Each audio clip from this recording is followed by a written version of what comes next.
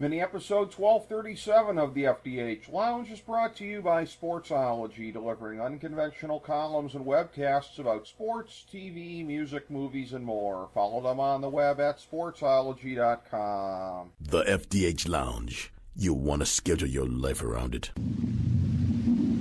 A long time ago, on a gloomy, wet Cleveland spring night, two men stand alone amidst the late-night drizzle. Their voices echo across the vacant station parking lot as they debate the merits of the great American radio show that have been missing for far too long. On that night, an idea was born. That idea became the FDH Lounge.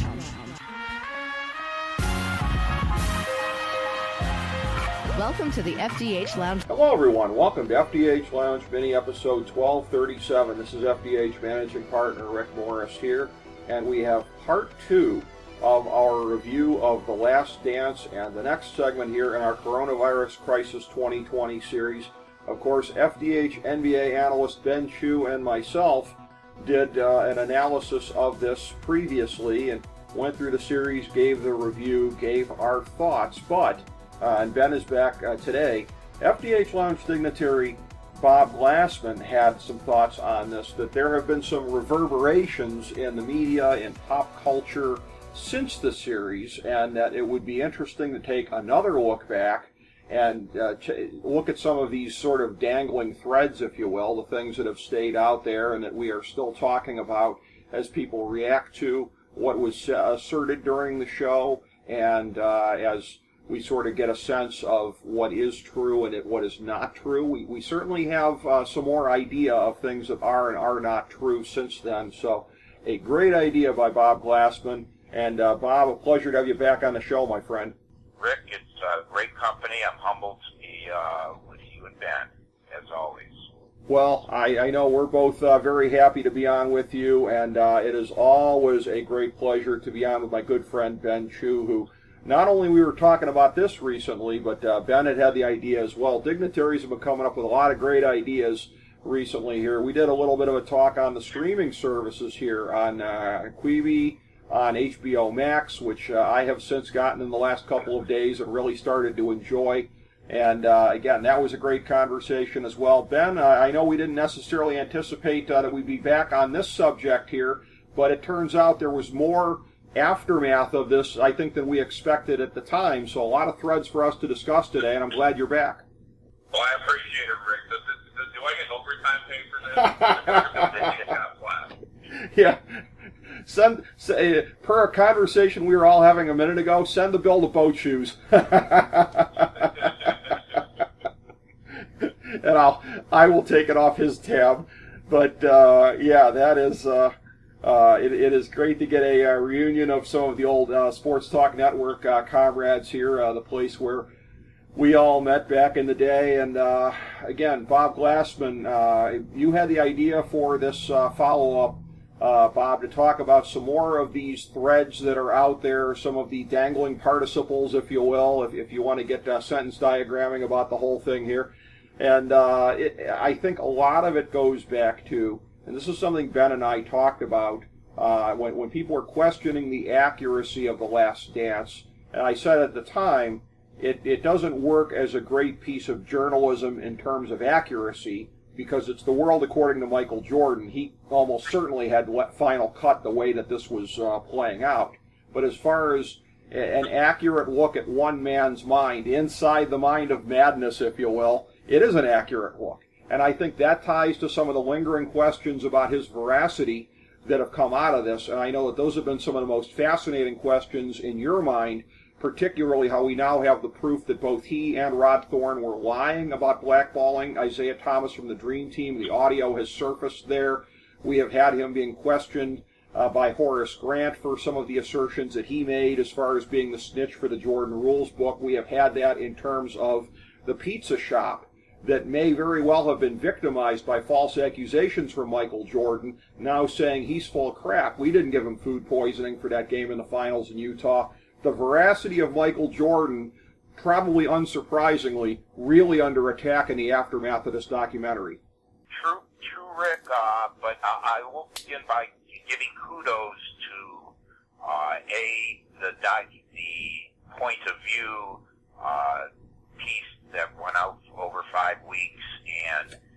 It was riveting, and there was no doubt, nobody ever doubted, led by Mr. Ken Burns, that this was not a true documentary, but Michael Jordan's point of view. So at least that was never hidden from anything that was said up front. So, you know, there was no line going on per se in terms that this was just 100% of a documentary.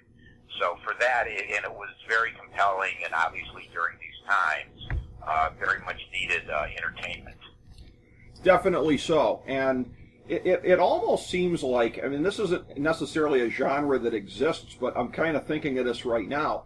Almost if there was a genre of, like, say, the video memoirs, because this was so from the eyes of Michael Jordan all the way through. That's really basically what this was. If you view this in the context of his memoirs, I think it makes it a little bit easier to understand for what it is. And I will harken back to one of my more obscure interests that I have, which is Australian politics. Former Australian Prime Minister Malcolm Turnbull just released his memoirs in the last couple of weeks. And he was in office from 2015 to 2018. It was a very turbulent period of time. He had taken over, he overthrew somebody in his own party to become prime minister. The same thing happened to him 3 years later. And this book is him telling, basically, the story according to Malcolm Turnbull from throughout his political career and even before. And it's a thing where if you look at it that way, it's, well, this is what he's saying went on. It's not necessarily the absolute truth. So if you view The Last Dance in the same way, I think that's the best possible context. It's what Michael Jordan is saying what happened, not necessarily what did happen. Very true, Rick. It could start just a new genre of, obviously there have been a number of books, well-known, well-versed, that are personal memoir-oriented, and this was really one of the first visual elements that took written prose but made it into a compelling television piece. That's kind of what I thought too. Before I pivot to Ben, I want to get some of your thoughts on specifically the veracity of Michael Jordan in some of these areas too. He was proven to be lying, as was Rod Thorne on the Isaiah Thomas question. Listen, we all pretty much knew that was the case. I think we maybe all thought it was more of a wink and a nod of him blackballing him as opposed to, I ain't coming if he's coming, which is what it turned out to be. But there's that. There's the whole thing of him and Horace Grant back and forth. The one thing, as I said previously on our Part 1 review of this, is the documentary lost a lot of credibility by airbrushing Horace Grant so much out of the history of the first three championships, because it really was a big three. He was a big part of the big three. Then even if he was the third piece, and a relatively distant third, but still part of the big three nonetheless. So on that question, and on some of these other questions here too about the food poisoning and everything like that, what's your sense the last couple of weeks in terms of digesting the fallout of this and what people have had to say about what Michael Jordan asserted about them in so many instances? Well, I guess just to start out with on the Horace Grant thread, an interesting thing, being a Cavaliers fan, is that Horace Grant was very instrumental in helping take down the Cavaliers. Yes. Yes. And that got a lot of local play, which was interesting, and also noted that he was left out of much of it. The part that the assertions of that he was the tell-all to Sam Smith and the Jordan rules, and him vehemently denying that, was a good point of interest. It goes to show that, as we talked about, a good sports rumor is a good sports rumor. Yes. Sam Smith and Horace Grant were good friends. Thus, there's only so many people who could have been the tell-alls. It must have been Horace Grant. And that seemed to make sense, and that was the rationale pointed out there, and Horace Grant has gone out of his way. I don't think personally against Michael Jordan's character, but just to say no, that I think any professional athlete does never want to be known as a snitch. I mean, I can't think of a thing of a quality of a professional athlete that would be considered worse than that. So that was the first point I was interested in hearing your guys' reaction. Very much so, yeah, and we'll revisit the other ones here in a second. I agree with you. I agree with everything you said about Horace Grant and the 92 Cavs. There have probably been 10 different mini episodes of this show where I've talked about the 92 East Finals and how he destroyed us because, again, getting those offensive rebounds for Jordan and Pippen, allowing those possessions to continue and just break our backs. As a Cavs fan, Horace Grant devastated them in that series. And so, yeah, I certainly thought that was a thing where any documentary that doesn't pay enough credence to Horace Grant's role in the first 3 titles is somewhat suspect to begin with, much less once you start to get into who do you believe, Horace Grant or Michael Jordan. Well, let's see, who do I believe? The guy who airbrushed the other guy out of history or the guy who was objecting to his treatment in the documentary? I think I would probably side with the latter. Ben, you as a basketball historian, you and I have talked about this before and Horace Grant's role on those teams there. So what's your thoughts about the latest Horace Grant, Michael Jordan kerfluffle? It's a very interesting one, Rick, and there has been some go-between and go-forth of people discussing different things that happened between Horace and Sam Smith, and with also, there were some track-back Reddit threads of showing essentially Horace saying negative things about the team in the past. And there was some discussion that he's kind of backtracking at this timeline because he personally thinks that if he doesn't, it doesn't really, it's one of those scenarios where if you're a former athlete and you're not casted into what you believe is the best life possible, you're always going to have the tendency to go on the defensive. But it would be weird not to know that Grant was a big part of those teams, and he was a big part of the Orlando Magic team that ended up dethroning the Bulls when Jordan came back for the first time. And it's a lot of, and this is what makes, I think, the 90s Bulls so intriguing. It's a lot of keep that sheep that narrative. And unlike our crazy sort of world where we have 24/7, 365 news cycles, cameras, and audio almost everywhere, we're never going to truly know for sure who was the lead, if Horace was the lead, and why is he having conflicting narratives, and why is Jordan trying to frame it this way if that's essentially what he's attempting to do.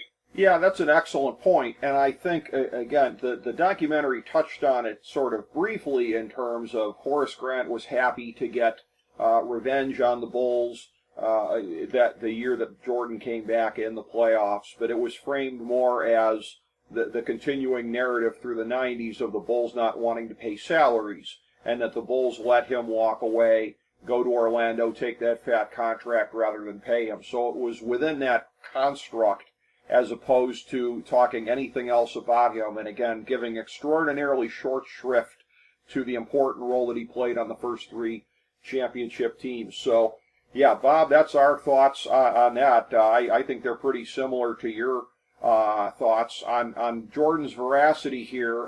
Let's go next to the whole thing of the pizza and the pizza delivery thing here, and a story that seems very, very easy to pick it apart, as the folks from the restaurant did subsequently. And I gotta say, too, I mean, this is one of these things where unless you are 1 gazillion% certain that it is what happened, and oh, by the way, shouldn't there have been a little bit of alarm bells in your head? How do you scarf down the pizza if you were suspicious in the first place? So, all this kind of stuff. But it's one of the crappiest things you can do is to drag the name of an innocent small business through the mud if indeed they didn't do anything. So on that one there, the burden of proof always lies with the accuser, Bob, in my estimation. I'll just give you my thoughts up front. What are your thoughts on Jordan versus the pizza guys?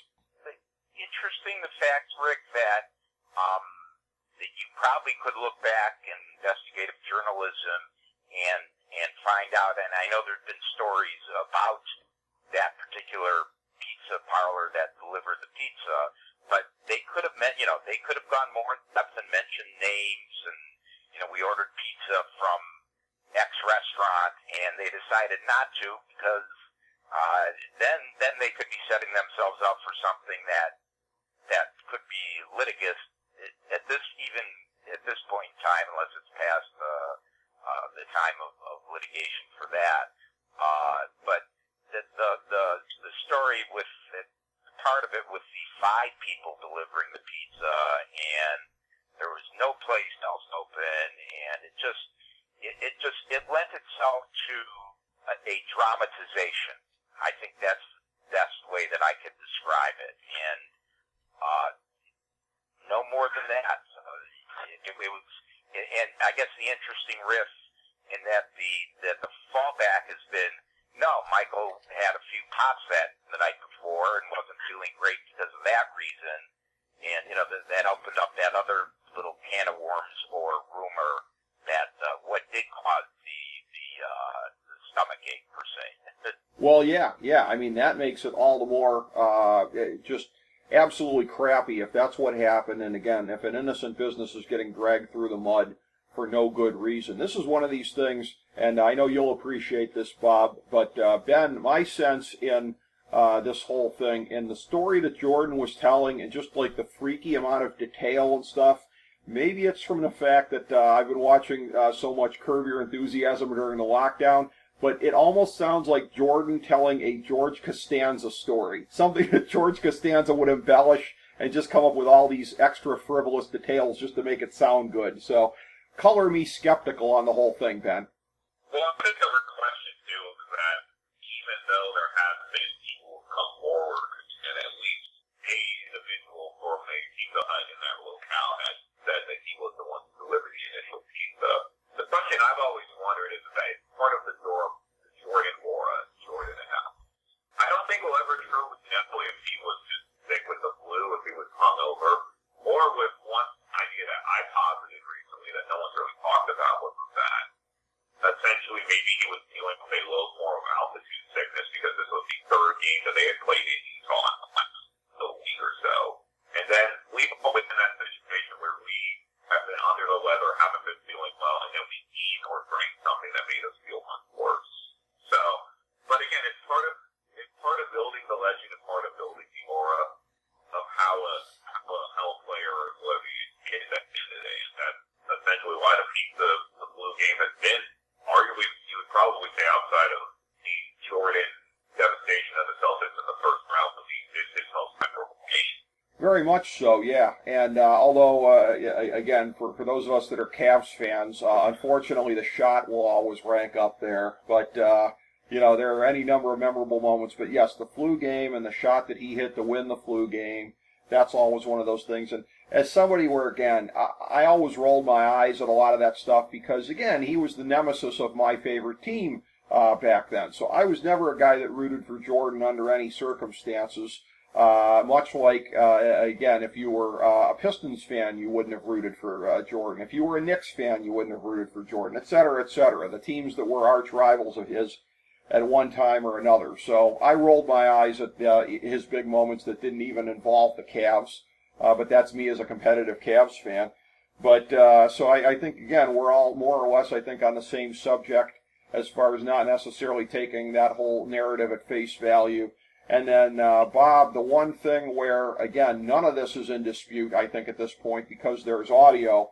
The audio that resurfaced, I think I heard that this was from a 2011 podcast. It's amazing if it could have been under the radar that long. I don't know for sure if that's where it came from, but the audio about Jordan and Rod Thorne and the conversation of it ain't going to happen, I ain't playing if Isaiah's there, of having it on the record. We knew it was a lie all along. We knew that Isaiah was blackballed all along. He was one of the 12 best players in the world. And I say that as somebody who loathes Isaiah as a Cavs fan. But fair is fair. He was one of the 12 best players in the world, probably one of the best 7 or 8 at minimum, and maybe even better than that still in 92. So, Bob, that entire thing now, there is no more debate. It's been settled once and for all by that audio. Being also, and don't hold it against me because they just became friends. Bill Laimbeer and Kenny Carr became friends of mine when the hotel I was working at. It happens. At Stepien had his had training camp at, and when Kenny and Bill got traded to Detroit, my brother and I went up there, and that started a friendship with the Pistons that lasted a number of years, and got to know everybody relatively well, and those were innocent times where you could get in the locker room and know a certain amount of things. The one thing that came out of that nobody ever really questioned is that supposedly Chuck Daly said he didn't want any part of having Thomas on the team either. And that was there was no rebuttal to that. Thomas was the star that made Chuck Daly, wear wonderful suits and win a few championships. And I just was wondering your thoughts about the lack of that reason being mentioned, but there was no rebuttal to that. Like, why would Chuck Daly not want Isaiah on the team? It is pretty weird, and I will say, first of all, that as far as what you said about being friends with Lane Beer, nothing to feel bad about there. It would be presumptuous on my part right now to count Vance Johnson as a friend, but he's been on the show twice, and I feel very warmly about the man now, so I can't throw stones at anybody else for being a Cleveland sports trader in terms of who you befriend or get to be on good terms with. On that story there, Chuck Daly, I remember going back to the 80s that he was somebody that both my mom and I really liked. My mom thought he was a class act. The brief period of time that he was here, I think that was under the Stepien years when we were so put upon as a team. And I always thought he was a class act, even as I didn't like the Pistons of that era. Sort of how I always respected Joe Sakic, even though I hated the Colorado Avalanche and everybody else on the Avalanche. So I'm at a loss for that, except that I will say that Daly is always somebody I think that had a good sense of team chemistry and what would make things fit together and not fit together. And it is true. We can lay a lot of this at Jordan's feet, but again, Barkley didn't want to play with him. Some other guys didn't necessarily want to play with him. I believe his relationship with Magic sort of ran hot and cold at various times. I don't know if Bird would have wanted to play with him. So it could have just been Daly taking the cold but necessary view of it might hurt team chemistry if he's here. That's my stab at it. Ben, how do you see it? What would account for Chuck Daly being at all hesitant about bringing Isaiah onto the Dream Team? I mean, under normal circumstances, it would seem very weird that the star head coach would not want one of his guys on a roster like that. But it seems very apparent that while Isaiah was seen as one of the top players in the game, it's a weird year in the mid-'80s for guards, and there were a lot of great players in the field, and forget that weren't even on that team before Christian Laettner was ultimately selected. There was discussion that Shaq was going to be on that team. Dumars was rumored as being one of the few cuts that would probably get in if there was an injury to another player. And I think the real issue with Isaiah was at the time is that he was a competitor. He was a guy who wanted to win. And the problem is when the three main icons at that time are Jordan, Magic Johnson, and Larry Bird, who had public battles with Isaiah in multiple timelines. It's not going to be beneficial for the team to put him on there or not. Now, we can always just argue it wouldn't have mattered probably because that Dream Team pretty much demolished every single team in front of them. But it is interesting to consider that on that team there wasn't really a huge depth of guard in terms of the only 2 point guards on the roster were John Stockton and Magic Johnson. True. Yeah, that's an excellent point. Although that's one of those things where the talent gap was such that even if it wouldn't have been ideal, you could have moved other guys into that spot for at least a handful of minutes here and there. But that's an excellent point. And by the way, too, Ben, it's worth noting, and this is something that doesn't really get talked about that much. I'm not sure if they even talked about it at all in the documentary, but this was a thing where it was meant to be essentially sort of, a thing to remember him by, so to speak. This was about 8 months after maybe the Magic Johnson HIV announcement. So this is a thing where if you look at it in that context, again, with so much that was unknown, especially about it at the time, you wouldn't necessarily look at that and think, oh, that's okay, Magic and Stockton can both take on a whole bunch of minutes. You had to be looking at Magic in a certain extent going, we'll take what we can get from this guy. And I don't remember that he was short on minutes during this thing. I think he played a lot. But I think it's fair to say going into it, Ben, you could not have necessarily assumed, oh, that's okay, we can only carry 2 point guards because Magic will carry a lot of minutes along with Stockton. Right, and it's one of those weird narratives, too, that you would think that they would have wanted an additional third guard, but again, when the remaining guards on that roster are Clyde Drexler and Michael Jordan, I can understand why they wanted to be because at that time, too, we tend to forget that during that time, the 88 team had lost and they had issues with size, so it doesn't shock me that this team was big. It was. That was the makeup of the team, and for those reasons, you're right, the memories of 88 were ringing in their ears. So that's some thoughts there. You more so posed the question, Bob, than answered it. So let me turn to you and say, what do you think might have been the reason for Chuck Daly being hesitant about Isaiah being on the Dream Team? Exactly. It was portrayed well in the series, and what both you and Ben said is true. The team chemistry, maybe not wanting to agitate people, because Isaiah certainly did have, and they brought it up well, his individual battles with other members of that team that maybe became a little personal. And I will not deny that there was equal reason to keep Isaiah off the team. I just the fact that my only consideration was that it wasn't, that Michael Jordan denied anything having to do with it. Yeah. Well, nobody with half a brain should have believed that all along, anyways. And his denials were always sort of cutesy poo, anyways. So again, he was never pounding his fist down and saying no, and certainly never going to at least he didn't lie and say, no, I wanted him on the team and they wouldn't take him. That would have been extra shameless had he done that. But, at least it wasn't that. But in terms of the narrative of Jordan's veracity, again, this is something that Ben and I explored a lot the first time around, and these things just sort of reinforce that narrative. And there are some other things that have come out of this as well, and this is something, Bob, that we talked about off air previously. I don't know if this is anything that you were if you had heard anything about at the time, but inevitably, as these names are coming back into the limelight and people are talking about these figures on Twitter subsequently, the first I saw of it, I don't know who it was that unearthed it, but I did see that there was a Dallas sports writer, and I'm not going to mention his name because I'm not a big fan of what I think are people trying to take situations and make it about themselves. But he was maybe not the only one, bringing up things about Mailman Malone, like, oh, did you know? And it turns out, yeah, this is some pretty scummy stuff, and it's all been substantiated here by court cases that he fathered a child. I think he was 20, the girl was 13.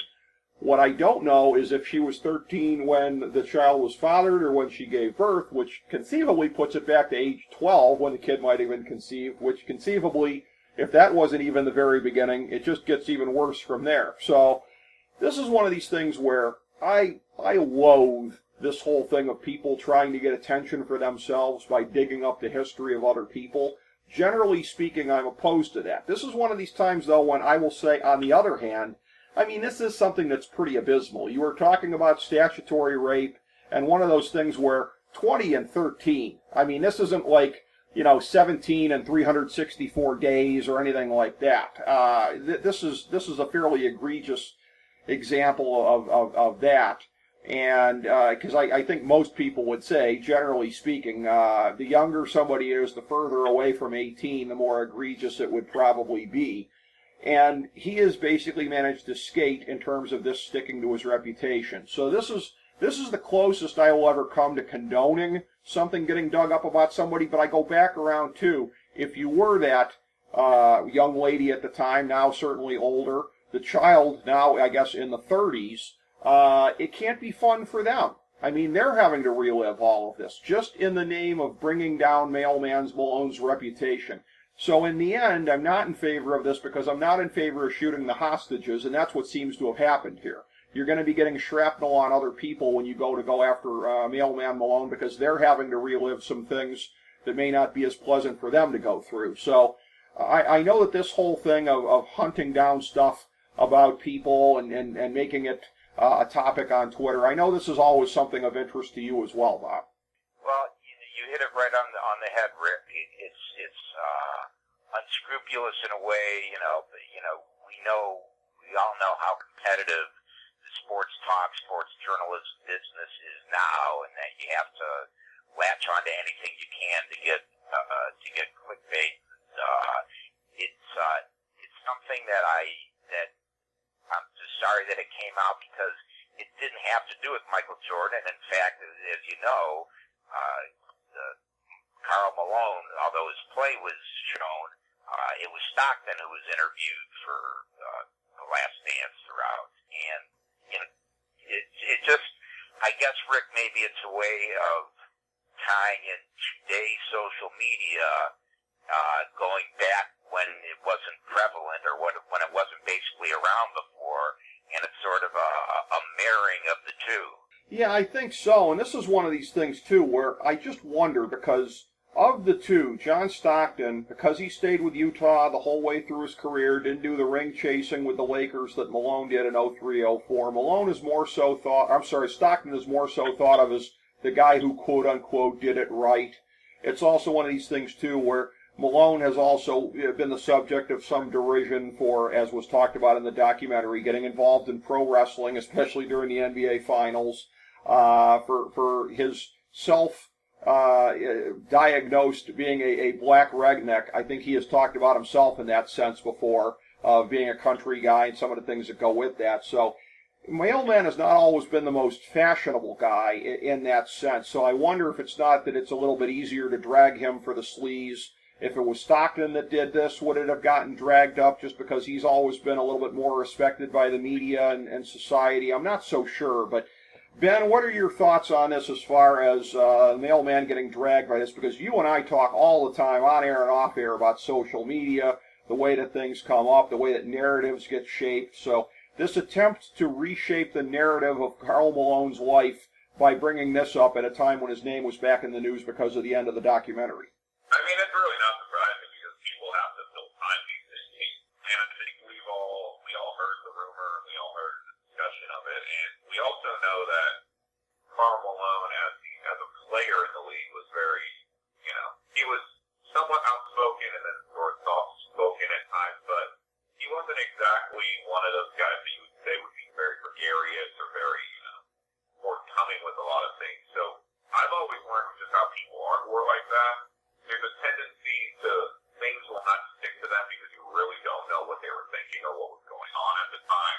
And again, we also know too this came out in 1998. The internet was still really in its true infancy, and unless you were a diehard NBA fan or a Jazz fan or anyone essentially surfing the tabloid circuit at that point, it probably didn't come up on your radar as much as it probably should have. And again, I go back to this previous point that Karl Malone as a player kind of outshone Karl Malone the human being. Let us not pretend there was also that infamous discussion with him and Kobe Bryant when during his only season with the Lakers. And it's I don't know if it's accepted per se, but it's full on lines that Karl Malone the person is very eccentric, and I think people have this tendency to have stuff knocked off them a little bit less because they don't seem to conform with what we as a society would say of celebrities or athletes or anything along those lines. Very, very well said, and that's a sociological question that we just can't answer in terms of the fact that he doesn't necessarily conform to expectations in some of the ways that you outlined and some of the ways that I outlined. And something like this, does he get dragged for something like this because he doesn't conform to expectations, or is the iconoclastic nature of the man part and parcel of this? Because clearly this is a man that did not respect the boundaries of, I don't know what the age of consent is in Louisiana. My guess is it's a little bit more generous than some places of the country, but I'm sure it ain't 13 or 12 as the case may be. So, again, the fact that he, marches to the beat of his own drummer, on some of these things it's harmless, on some of these things it's harmful, and I guess it all can't be unwrapped. It's the same man doing this all the way around, and it's an interesting unanswerable question as to what makes him do the things he does, what makes us react in the ways that we do to him and don't do, and whatever. So that was another thread that kind of came out of this as well. And so what I will do now is I will turn to you first, Bob, and see, Were there any other threads that came out of this thing that are sticking in your head that we haven't gotten to yet? Two different things. We'll maybe go one at a time, and Okay. they're both sort of tangential a little bit.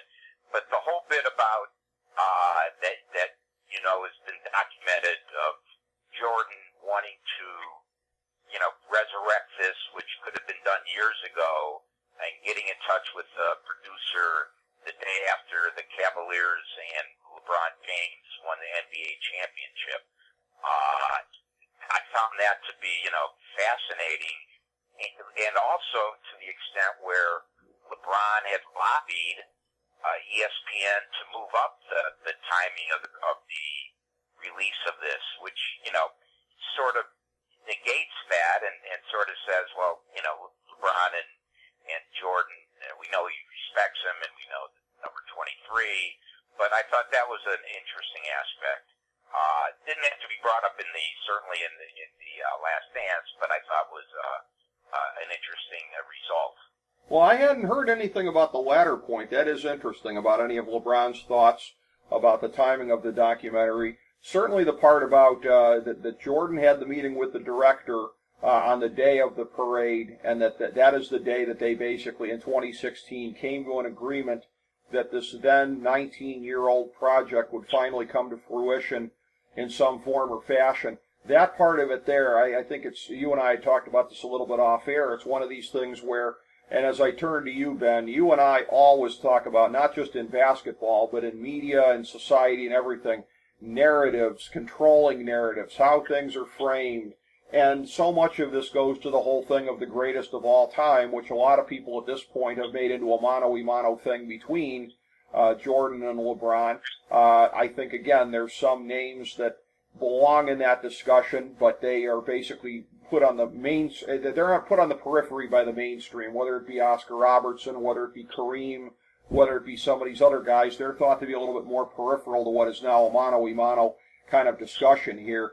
And that I think, based on the timing it has been, I think it is almost beyond dispute that it got to a point where Jordan, particularly after such a long and fruitless period as first a general manager, he also had to come back as a player equally fruitless, and then as an owner, which hasn't gone so well, that this just smacks to me of Jordan wanting to basically grab this by the reins and say, listen, do you remember who the hell I am? I'm Michael Jordan, let me tell the story. And of course, in 2016, Jordan couldn't have forecast that this would have all shown during a pandemic when we were a captive audience more than ever. So it played out even better in that narrow, limited sense than he could have thought in terms of shaping his narrative. But to me, Ben, it's beyond dispute that that's what Jordan was looking at here, and that after the entirety of LeBron's career going forward to that point, to the third title, where a lot of people were starting to put him in that discussion as the greatest of all time, that it was Jordan's attempt at that point to say, hey, whoa, not so fast, remember me? Well, I think during that timeline, too, is that he would have to also realize that any sort of narrative that would help him case for being one of the greatest of all time is definitely not the worst thing in the world. And the interplay between him and LeBron during the timeline, there were discussions I remember after the first 4 episodes there, and I don't remember exactly what the timeline was that LeBron didn't comment publicly on those episodes, and people were wondering would he comment publicly. He subsequently ended up doing that. But it's an intriguing timeline, especially in terms of how that started to, look, just how this documentary came into being, how it took so long to be created, and how it was distributed. It caused also, as we all know now, a black market on Michael Jordan memorabilia. You saw rookie cards of his fly off the shelves at $100,000 at least. And we're in this weird timeline where nostalgia, especially when you are sort of hyper isolated against the world, where you feel like you need to have it, you need to get that level of normalcy, and that's what The Last Dance was to a lot of people, because we exist in a year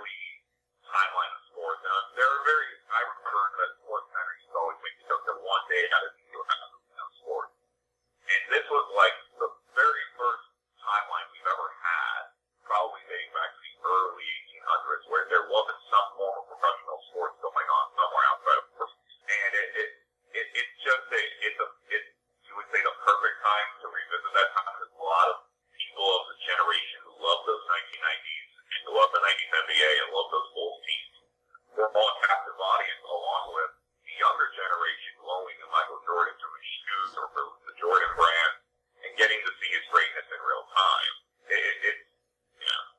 It's a perfect storm of a perfect storm, but it also shows kind of the foresight that Jordan knows of his own legacy individually, because if he didn't, he would probably just say, I really don't care about this. If I'm comfortable enough with myself, I believe I'm the greatest of all time, but it seems like he would move to legitimize himself against all challengers moving forward. Yep, a power move, a boss move. And Bob, when we talk about these things, the threads coming out of this, obviously there's always going to be the economic ones, as Ben indicated there, in terms of the Jordan memorabilia and people starting to pay more for that. So that becomes a part of it as well. And guys, if I can sort of, again, a tangent and maybe put a wrap to this, which just comes out of it, my curiosity of the greatest of all time. Two things I'll say. One, I heard Tom Brady interviewed recently, and I truly believe him in saying he doesn't care if he's the greatest of all time. Now, what his legacy is, it will be, and what he can control, he can. Curious. That's one thing I'm curious about, whether you think that all the great players really care if they're considered the greatest of all time. And secondly, I rail against it as a topic on sports talk shows. I think it's lazy when that's going to be the topic of the next segment. I change stations. To me, it's just I never really cared. Everybody is great, different times, and just was curious about both of your opinions about what athletes think about that, and you as very seasoned sports journalist think about that general conversation in any sport of the greatest of all time. Well, that's a thing where I will say, first of all, I think the debate, if it can be done well, is a debate worth having. I will refer everybody back. One of my favorite FDH Lounge mini episodes is number 950, where FDH Lounge dignitaries Steve Callis, Chris Galloway, and myself are reviewing the results of our balloting for the top 10 players in NBA history. We went through that. We went through the honorable mention, the merits and demerits of the players involved. If it can be done well, as I feel like we did it, that'd be one thing. I agree with you that it's generally done in a mouth-breathing, shallow kind of a way. So I think the way that sports talk generally does it is pretty much something that I'm not interested in personally. And I will say, too, as far as the place in history, I think, I hadn't heard Brady say that. I think it's atypical, because I think there is, and we saw it with Jordan in this thing, and we've seen it with LeBron. There is a megalomania when you are at that level, and maybe that's what it takes to fuel you to whatever degree, but I remember a thing from Newsweek magazine. This was the second term for Clinton, but it was before the Monica scandal. And it was a thing where it was talking about Clinton and the people in the White House looking for his place in history. And that there was even a half-joking thing in there from one of his advisors about running opposition research on previous presidents to try to leak out things that might not make them look as good compared to what Clinton had accomplished. And I think to that, most of these ones, they want to be thought of as one of the best ever. It's not enough in a lot of instances. The same thing that drives you to want to be president makes you want to be remembered as one of the best ever rather than a failure. And if you are an elite all-time athlete, typically I think you would want to be thought of as the best, or at least the best at your position. How do you see it, Ben? Honestly, I mean, the question of legacy is a question that we all ask ourselves as human beings, because we all, to our knowledge, have a finite timeline on this earth. And especially with sports, we're always going to have debates like this, because there's always, sports is a very human narrative at the end of the day. We can have constant arguments about different players and different, because we all have different viewpoints. In taking the question of the athlete, I think most athletes probably don't care, but there is enough greatness out there that we've seen players over time, guys like Michael Jordan, Kobe Bryant, another name that kind of literally just hopped into my head over time would be Walter Payton. Guys who cared about their craft so much that they wanted to be the best that they could be at the end of the day. And there are going to always be different mindsets, different walks of life with different athletes. But we're always going to have this pressure because we as humans love to rank things. And it's not surprising that you're going to have someone's opinion differ because you're going to have what you feel as who is the greatest player of all time. But that's going to be completely different from a subset from some, let's say if you're making an NBA comparison, someone who grew up during when Kobe was perceived as the best player. You're going to have different variances, and that's why the argument will never be perfect. And another point that Bob made astutely earlier is that it's also different generational narratives. If you ask someone who was in the 50s and 60s, living in the 50s and 60s during the NBA, you might have an argument for Bill Russell being the best of all time or Chamberlain being the best of all time. So that's what makes the whole talk interesting, and it's always sort of apparent because it's a very human thing to want to be the best at something at the end of the day. Well, it is, and I'm sure you can relate to this, Ben. As I keep saying, you and I really are historians on sports. I've had people say to me that my opinion is invalid when I go to say Walter Johnson, for example, best baseball pitcher of all time. Well, you never saw him, you never. Well, okay, but I can get enough of a context from the records, from the level of competition he was up against, compare him to pitchers of his time, how much better was he than what he was going up against at the time. There are ways that you can do a snapshot without ever having seen somebody, but I've had people say to me, I think inaccurately, I cannot assess players before my lifetime, and who will even act like I'm a hipster if I will put somebody up at that level. It's before my time. Willie Mays is much the same. I would consider him to be the best all-around baseball hitter of all time, taking fielding into account as well.